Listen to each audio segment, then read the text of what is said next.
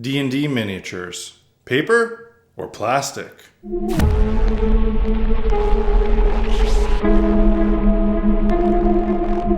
I have been asked so many times, why, Jeremy?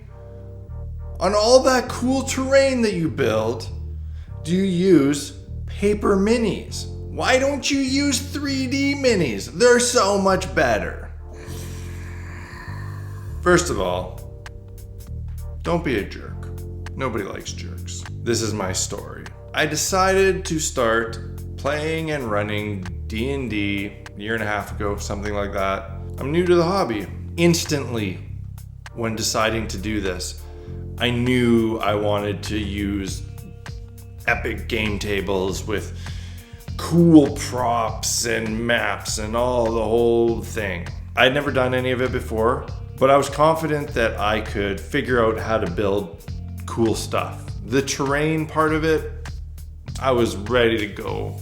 I was not intimidated by it whatsoever. But minis, well, that's a different story.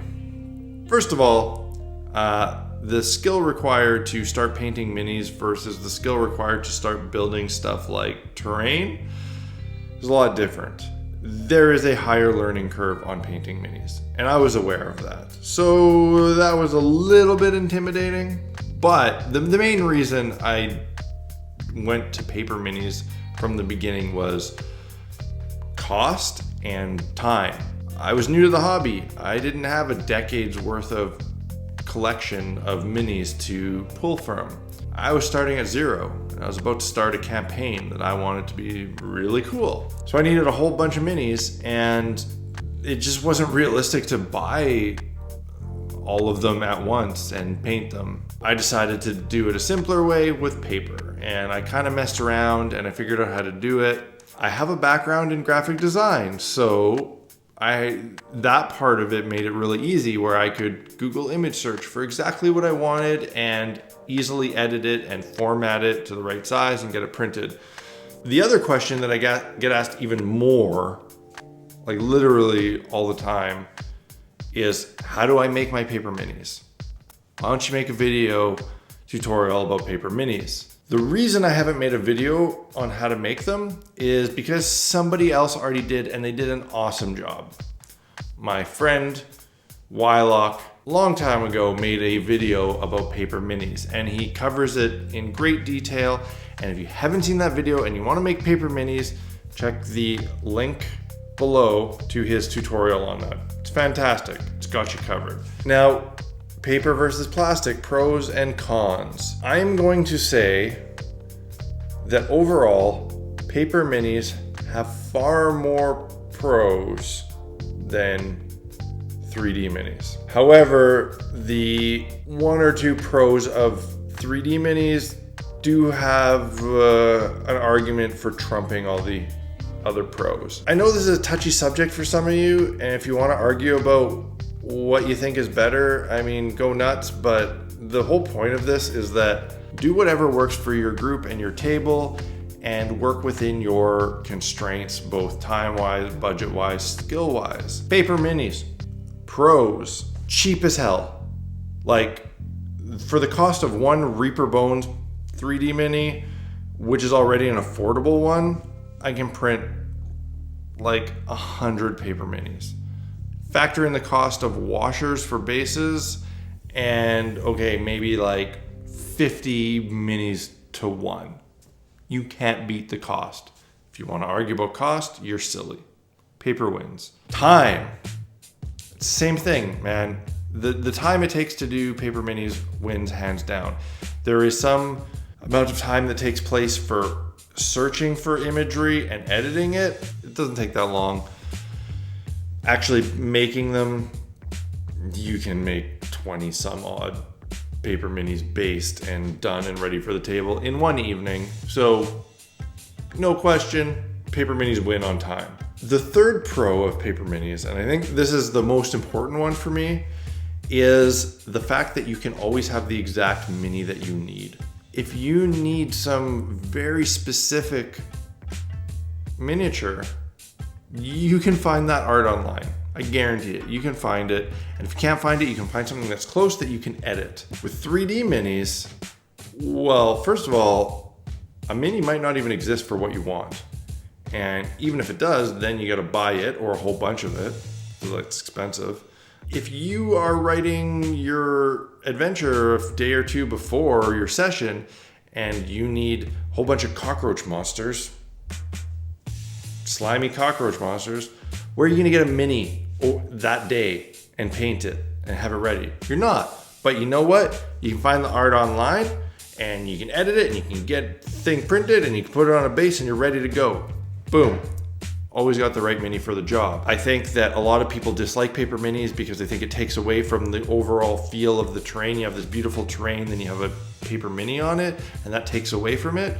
Well, what I think takes away from it is having a goblin and telling your players, oh, this isn't actually a goblin. This is, it's actually like a Quasit. I just don't have Quasit minis, so just pretend they're... That takes away from it. This is an imagination-based game we play, friends. That's not the part I want my players imagining. I want the mini to look correct. So that is the things I love about paper minis. But what do I dislike? Well, one, they don't look as cool. No argument there. And two, they look cool face on, but they look the same on both sides, so there's no front and back. There's ways you can correct that with printing blanks on the backs, but I don't really like the way that looks either. And when you turn it, it looks sad. You got this skinny little thing. Like, it's like it doesn't even exist. However, 3D minis, well, they're expensive. They're hard to get the right ones you want. They take a lot of time, they take a bunch of skill, but goddamn, they look cool. They really do. They look so much cooler on the table. I'm not even gonna argue that. They look great.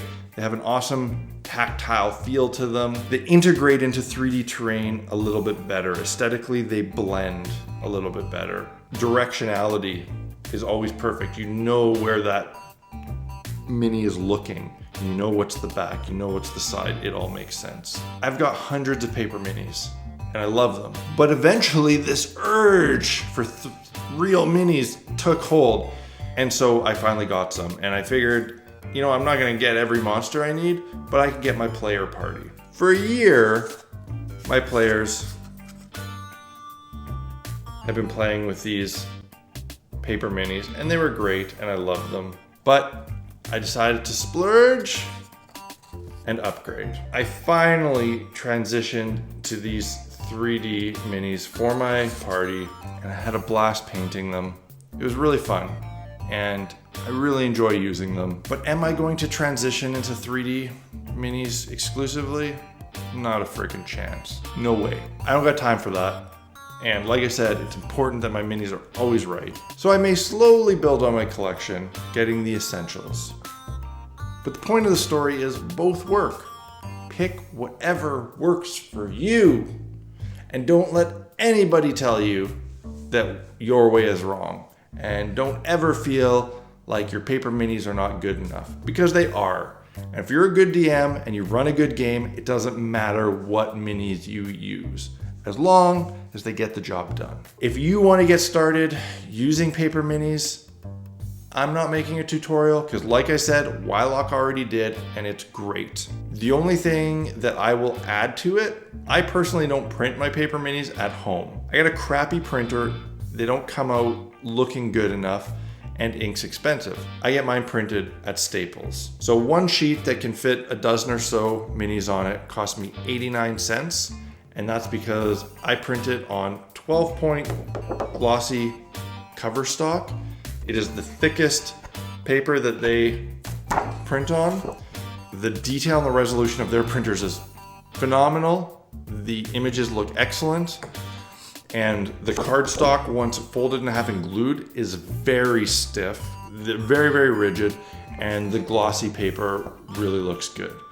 So that is what I will add on top of Wylock's already excellent tutorial. Those are my thoughts on miniatures. Feel free to argue in the comments below, but try not to be a jerk.